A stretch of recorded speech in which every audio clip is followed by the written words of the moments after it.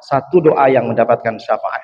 Salah satu kita mencintai Nabi Muhammad, perbanyak baca selawat, lalu kemudian kita perbanyak amal-amal yang tak pernah ditinggalkan oleh Rasulullah. Apa itu? Salat berjamaah. Salah satunya yang paling berat, salat subuh berjamaah. Alhamdulillah, jamaah Masjid Baitul Salam sudah menunjukkan kecintaannya. Jadi cinta itu bukan hanya sekedar kita itu, oh saya cinta banyak salawat, tidak.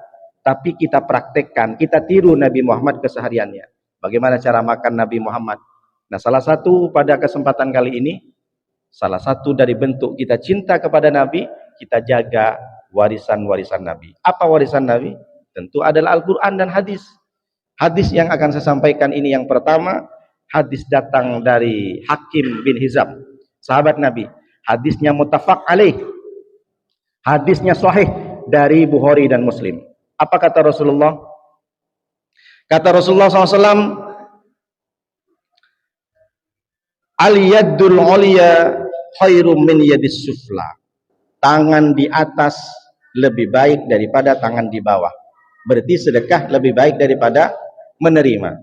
Dilanjutkan oleh Nabi, wabda biman ta'ul. Tapi bagaimana caranya bersedekah? Mulailah dari orang yang engkau menjadi tanggungannya, istri, anak, lalu kemudian ada orang tua di situ. Wa khairus sadaqati min dhahri ghina, dan sebaik-baik sedekah itu adalah memberikan kepada orang yang menjadi dinafkahinya, orang yang dinafkahinya. Dilanjutkan oleh Nabi SAW, kemudian wa may yasta'fif yu'iffahullah wa may yastaghni yunihillah. Barang siapa yang meminta-minta, barang siapa yang tidak meminta-minta, barang siapa yang menjaga dirinya, Allah akan jaga. Wa may yastaghni yunihillah. Barang siapa yang merasa cukup, Allah akan cukupkan. Barang siapa yang merasa kaya, kaya bukan karena merasa kaya dengan hartanya, maka Allah akan cukupkan. Perhatikan baik-baik, luar biasa hadisnya ini, bahwa kalau kita ingin bersedekah, mulailah dari orang yang menjadi tanggungannya. Kenapa Pak Ustadz seperti itu Nabi? Karena Nabi tahu pada saat ini, orang kalau bersedekah kepada keluarganya sendiri, kepada istri, kepada anak, ponakan, sepupu, adik kandung, itu karena namanya tak disebut. Tapi kalau sedekah ke orang yang jauh, luar biasa. Ngasih 50.000 ke orang lain yang jauh dari rumahnya, sampai 1 bulan pujiannya masih ada. Tapi ketika sedekah sama ponakan sendiri 500.000, cuma segini katanya. Padahal rumahnya besar. Begitulah orang. Kenapa orang termotivasi? Dulu saya pernah ceramah di Tanjung Priayu. Jadi ditanya sama panitia, Pak Ustadz, nanti boleh nggak saya request ceramahnya? Apa itu Pak? Saya bilang gitu. Nanti Pak Ustadz singgung. Di sini ini ada Pak Haji, dia itu suka memberi Pak Ustadz. Di sini ada anak yatim yang luar biasa dia sekolahkan dari kecil, dari mulai SD, SMP, SMA sampai kuliah Pak Ustadz. Luar biasa. Di masjid pun, waduh, Masya Allah Pak Ustadz, setiap bulan dia kasih 3 juta, 4 juta Pak Ustadz. Saya ceramah, langsung saya angkat nih. Ini bukti bahwa salah satunya orang yang masuk surga sama gitu. Selesai ceramah, datanglah orang lain. Dia ngaku bahwa saya ini adalah iparnya Pak Ustadz, iparnya Pak Haji itu. Pak Ustadz salah. Pak Ustadz dari mana berita kok bisa muji-muji Pak Haji? Kenapa emangnya? Dia punya orang tua Pak Ustadz di rumahnya ditelantarkan.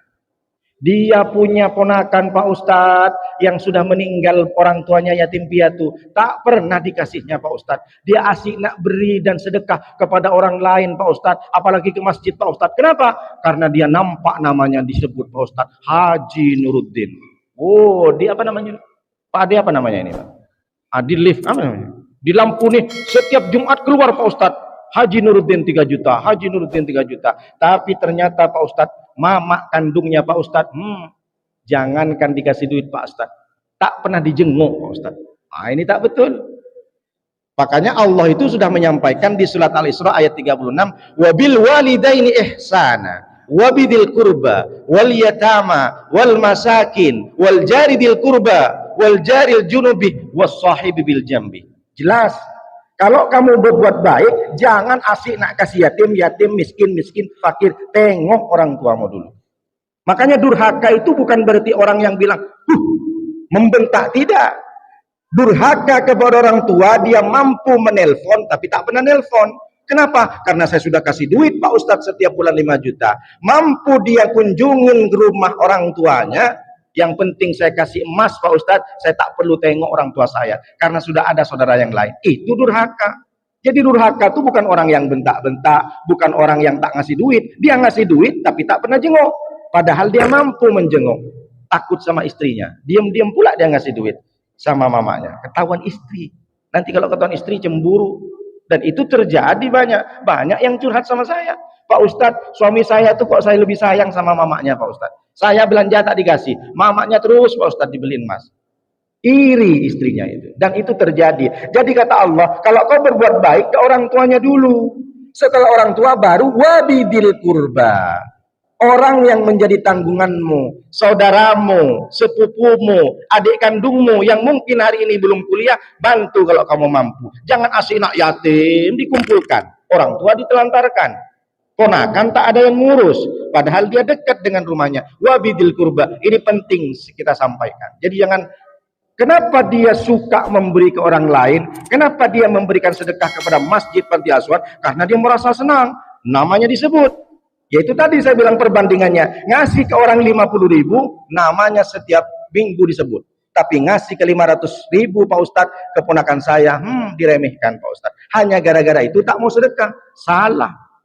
Dan itu yang terjadi sekarang. Maka kalau kita ingin bersedekah, tengoklah dulu.